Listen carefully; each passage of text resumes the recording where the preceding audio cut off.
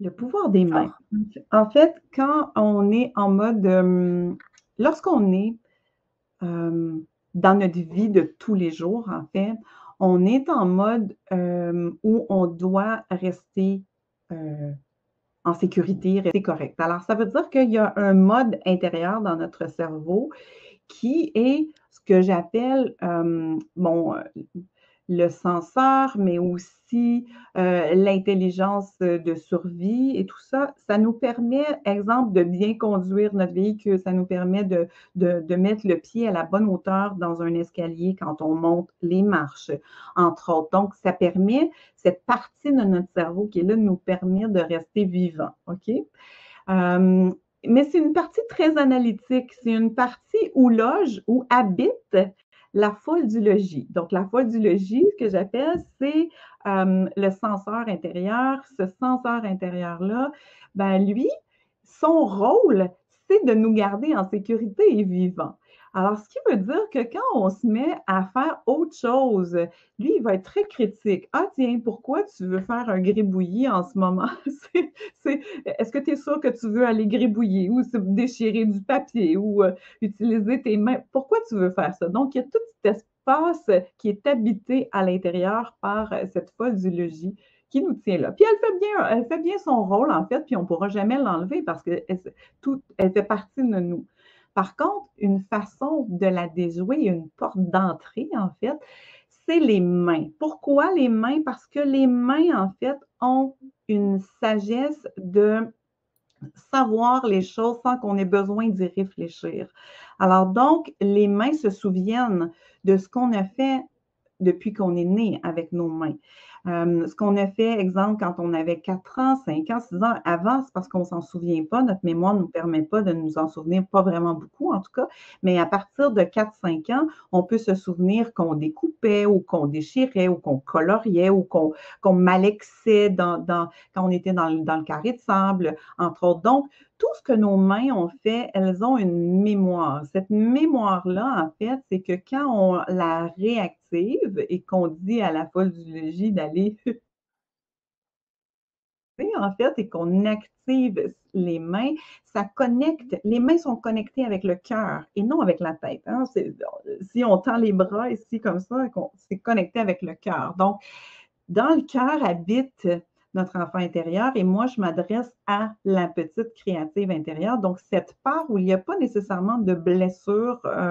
Oui, parfois, quand on va travailler, il va y avoir certaines blessures qui vont remonter, mais ce n'est pas le but du travail avec les mains. Le but du travail avec les mains, c'est juste d'avoir accès. Donc, c'est une porte d'entrée. Et cette sagesse qui habite les mains, elle est là et elle est beaucoup dans l'inconscient. Cet inconscient, on se rend pas compte. Ah, tout à coup, il y a quelque chose qui émerge. Puis je vais vous raconter une histoire qui m'est arrivée. En fait, je suis toujours en mode d'observation par rapport à ça. Dans les années 90, il y a Betty Edwards qui a écrit le livre Dessiné avec le cerveau droit. Dans son livre, et je l'ai lu à ce moment-là, puis j'ai gardé ça en tête, dans son livre, elle explique que le développement du dessin de l'enfant se fait de façon régulière et continuelle jusqu'à peu près à l'âge de 10 à 12 ans. Alors, ça veut dire quoi ça? Ça veut dire que depuis qu'on a pu avoir un crayon dans les mains, OK? On a développé, exemple, il y a eu le bonhomme tétard qui s'est fait, puis ensuite, il y a eu des personnages avec un corps, avec une tête qui se sont faits. Donc, il y a eu un développement qu'on est capable de voir et de nommer avec les enfants.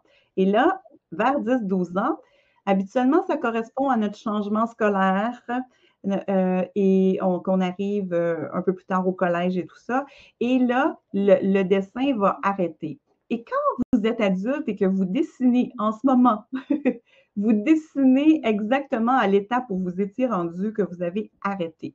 Alors, si vous avez... Oui, oui, tout à fait.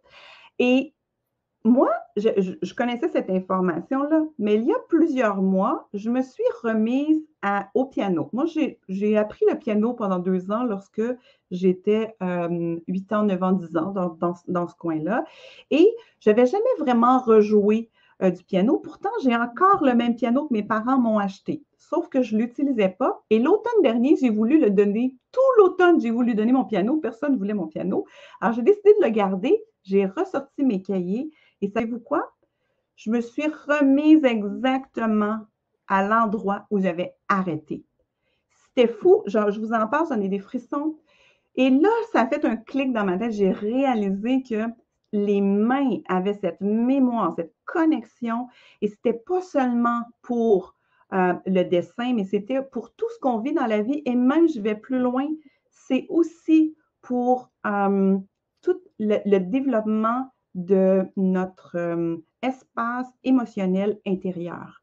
Alors ça veut dire quoi? Ça veut dire que lorsqu'on grandit à un moment donné, ça se peut qu'on ait arrêté un développement émotionnel à un âge et qu'on n'a pas eu accès plus loin. Et tout à coup, on veut y réaccéder, on va recommencer où est-ce qu'on était. Alors, donc, cette sagesse-là, pour moi, elle est concrète, elle est réelle. On a accès et je vous dirais qu'avec les femmes que j'accompagne, ce que je vois quand on utilise nos mains à travers la création intuitive, donc c'est une création qu'un enfant de 4 ans, 5 ans, 6 ans peut faire. Ce que je vois, c'est que ça réveille des belles choses intérieures. Parfois, des choses qui sont, par exemple, j'ai des clientes qui vont me dire, ben moi, tout à coup, j'ai entendu ma mère qui était en train de me dire, ah non, tu n'es pas capable, tasse-toi, je vais le faire. Bon, c'est sûr que ça crée une blessure. Par contre, le fait d'avoir pris les mains pour y accéder, ça permet de pouvoir aller le guérir. Ça permet de pouvoir justement, comme on voit aujourd'hui dans ce webinaire, comment on va aller délier des nœuds de façon créative, donc en passant par les mains au lieu de passer par la tête dans la réflexion. Alors, c'est tout ça, la sagesse des mains, Ambre.